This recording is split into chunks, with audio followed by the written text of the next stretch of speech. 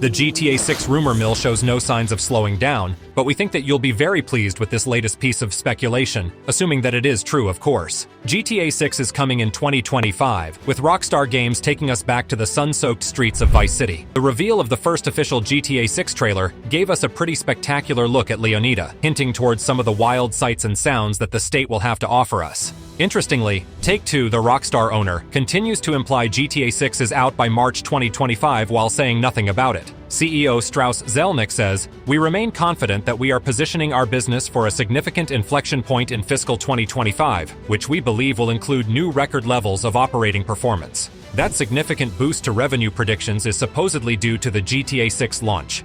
Rockstar Games is in search of a localization tester for Russia on a fixed 12-month contract, meaning the person will only stay for a year. In the responsibility section, it states, "Perform localization QA to ensure the final product quality is as high as possible." I'm pretty sure it confirms a spring 2025 release target, because they probably wouldn't hire a language tester just for them to leave in March 2025 and have the game released late 2025, as the game would probably need more testing by then. Could be that they already have a Russian localization team. They could be either bolstering it up a shorter timeline or replacing team members that they've lost or are losing. I'm not gonna lie, it's hard to imagine having to localize a modern GTA game in 12 months. The amount of text to be translated in a game like that is mind-boggling. There's the entire script, as well as the potentially thousands upon thousands of lines spoken by random NPCs, radio chatter, or in other side activities. But at the same time, the fact if they're looking for a localization tester, not a translator, and it's under the QA section of their website, means it's already localized or it's currently ongoing, but they need someone to test it. So simply saying, it looks like we're 12 months away from the GTA 6 release. I don't think that Rockstar is going to confirm that info very soon, but I hope that the second trailer of the game will reveal some more specific release date of the upcoming GTA. In my previous video, I reported to you that Rockstar Games is entering the final stages of development on GTA 6, because the company is mandating that employees must return to the office 5 days a week starting in April. And as I said before, while this is great news for fans excited about the upcoming release, it's definitely unfortunate news for employees, and well, I was right. Since this announcement, the Independent Workers' Union of Great Britain, which represents video game developers in the UK, has publicly criticized Rockstar for the move, and published testimony from current developers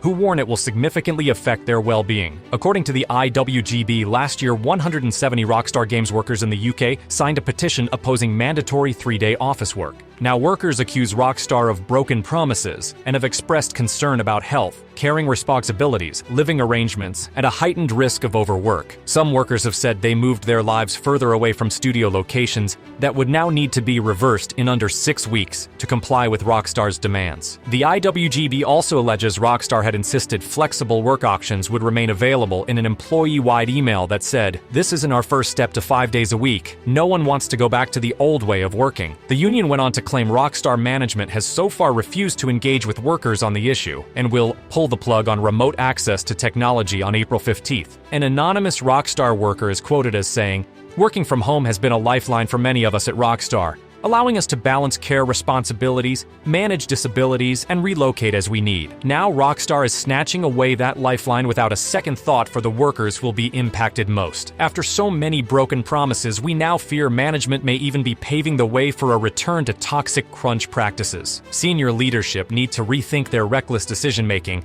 and engage with their staff to find an arrangement that works for everyone." Another said, "As usual, there has been zero consultation with us, the people who these policy changes most affect. Just one of my concerns is being forced to work late hours in the office to maintain contact with global teams, when before we could log on from home to attend late meetings. This will mean missing out on spending time with our families. I am also aware of colleagues who have health issues preventing full-time office work, who are now left in limbo." And here's another member of staff. "We the staff care greatly about the games we make, and our passion, skill, and talent should never be taken for granted by studio management. It is together, through collaboration and a healthy work-life balance and workplace culture, that we continue making some of the most beloved and spectacular games in our industry. For years, Rockstar had a notorious reputation within the video game industry for brutal crunch in the making of Grand Theft Auto and Red Dead games. However, following the release of Red Dead Redemption 2 in 2018 and the shocking stories about the human cost of its development, media reports suggested changes were made to the company's culture to avoid the same thing happening during the development of GTA 6. It's not ethical or moral to force people to work in an office when there is a better alternative available. Companies doing this also aren't doing what's best for the organization. Study after study has shown that workers are more productive at home. Let me know in the comments down below, what do you think? Is Rockstar's decision correct, or perhaps the employees are right and should have the option to continue working remotely? But switching the gears a bit to something more positive, I came across this article about a college history professor, Tori Olson. He's been teaching the world's first Red Dead Redemption American history class in 2021.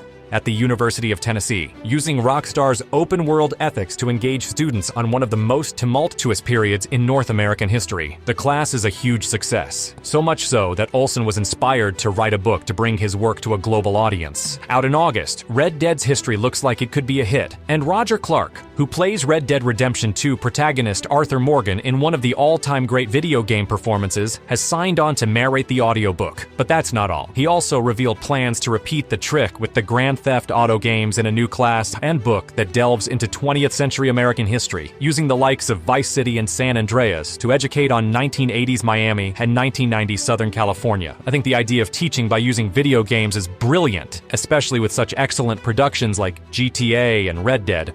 I just mentioned about Roger Clark narrating the Red Dead-themed audiobook, but there's more. In an interview with IGN, he teased that if Rockstar ever were to give him a call to officially star as Arthur Morgan once again, he'd certainly pick up the phone. And this is when we'll get straight into the next topic, because it looks like GTA 6 will feature some teasers about the next Red Dead game. There's been a lot of speculation about GTA 6 having similar mechanics as Red Dead Redemption 2 in terms of gameplay. This isn't completely unbelievable, as the 2022 gameplay leaks showcased how GTA 6 might have a realistic limited weapon carrying system, which is a feature present in the Red Dead Redemption games. Rockstar has often used GTA mechanics in RDR and vice versa, such as the ragdoll, gunplay, radar, and cover system in Red Dead Redemption, which are extremely similar to those of GTA 4. Some believe that the dead Jesuit missionary in RDR 2 was a GTA 6 Easter egg all along. Meanwhile, there have also been several Red Dead Redemption Easter eggs in GTA 5, some of which did not attempt to hide themselves at all. For instance, the spine of a book seen in several places in Grand Theft Auto 5 reads Red Dead as the book's title, apparently written by a J. Marston. This could refer to Jack Marston, seeing as how much of a book lover he was. There are many such subtle references that connect the GTA and RDR universes, while others are more blatant. For example, in GTA Online, you can choose John Marston as one of your ancestors. There's an NPC in Los Santos who wears a t-shirt with John Marston's face on it, while Madame Nazar is featured in an arcade machine in the multiplayer mode. GTA Online also features some Red Dead Redemption 2 weapons, like the golden double-action revolver, the stone hatchet, and Edmund Lowry's Navy revolver. Moreover, when it comes to Lowry, the serial killer's name itself might be a nod to Edmund Lowe, the serial killer you can meet as a random character in GTA 4. So I'm pretty sure that as soon as GTA 6 will be released, many people will immediately start searching for any RDR 3 Easter eggs. The first GTA 6 trailer didn't show any gameplay footages, and that was to be expected because the same thing happened in the case of GTA 5 trailers. Only shortly before the release, we got the gameplay trailer. This video is a demo footage from Project Denise. Impatient GTA fans came across this video saying, "This is probably how GTA 6 will look in play." That project is an evolving indie game built with Unreal Engine 5 that, according to authors, unites the thrill of intense third-person shooting with an enthralling storyline. It looks pretty good, and I wouldn't be disappointed if the GTA 6 gameplay actually turned out to be similar. The animations look smooth, and it also feels very real with rapid firing the pistol, though I'm not sure if this kind of movement won't be too slow to play. It could become kinda annoying, especially while trying to get a character through a doorway and in similar situations. This is one area I always felt needed changing in Red Dead and newer GTA games like GTA 4 and GTA 5. And getting into one of the completely random news, I'm not sure Rockstar Games designed GTA 5, or any of the other entries as tourism ads or things meant to convince anyone to live in those worlds, but